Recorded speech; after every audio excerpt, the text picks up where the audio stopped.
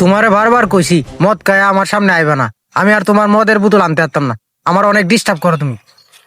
কইছিলাম না তোর কথা আমি সোয়াতা সেরা টিহিলে ভরা করতেছে।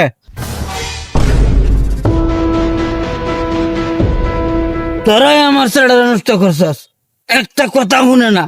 ওই চাচা, আপনার স্যারের আমরা কিবা নষ্ট হলাম? আমরা আরো আপনার স্যারের ভরা করো দিতাছি। ও হুগারে গারো লাগছি। হ্যাঁ পড়ালে ওরে আমি দেখছি কি লেবারটা করে, তোরাও দেখে যা আমার লগে। ওই দেখ আমার ছেলে কি লেবার হরতাছে।